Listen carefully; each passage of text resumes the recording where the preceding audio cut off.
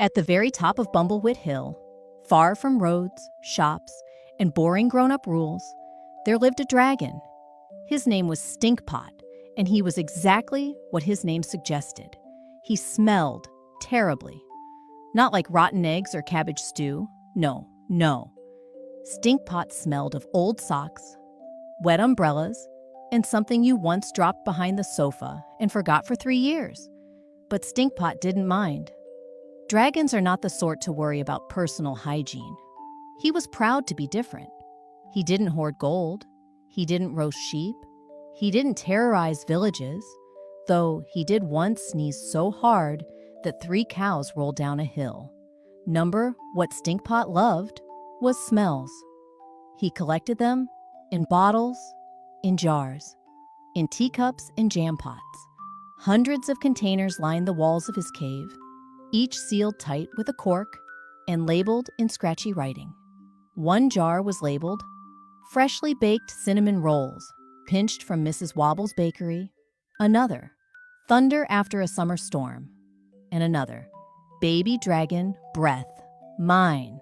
He sniffed them all daily, like most people read their favorite stories. And he was quite content until one day Effie Tittle arrived. She stomped up the hill in a muddy coat and scuffed boots, with her tangled hair tied in 13 different ribbons and a jam sandwich in one hand. She was 10 years old and fearless. "Hello!" she shouted into the cave. Stinkpot, who had just uncorked a particularly spicy jar labeled Dad's Old Slippers, let out a surprised snort that puffed green smoke. "Are you—" Effie squinted into the dark. "A real dragon?" A pair of golden eyes blinked at her. "No," said the voice. "I'm a sock with wings." Effie grinned. "Brilliant. I've always wanted to meet a sarcastic sock." The dragon lumbered forward, scales shimmering like burnt copper. He sniffed the air. "You smell like jam and mischief," he said. "Thank you," said Effie politely. "My name's Effie. I brought you a present." She pulled a tiny bottle from her pocket. Inside was a tuft of grass, 2 petals, and a wisp of something invisible. "I caught the smell of the first day of spring," she said. "It's my favorite." Stinkpot held the bottle gently in his claw.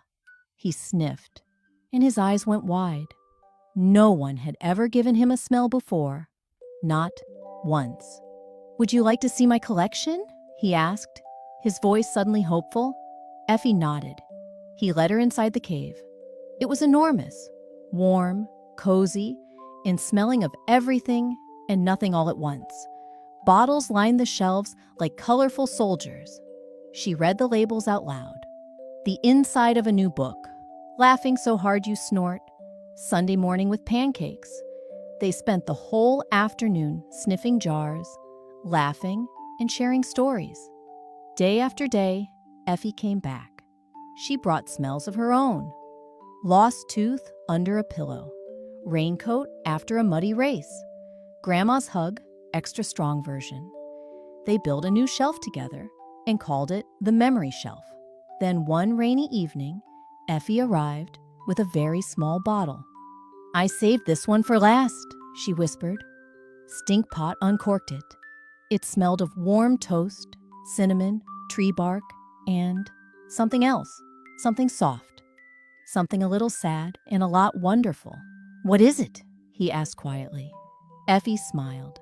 "It's the smell of having a friend." Stinkpot didn't say a word. He placed the bottle on the highest shelf, above all the others, and every night before he curled up to sleep, he sniffed it once, just once, and smiled.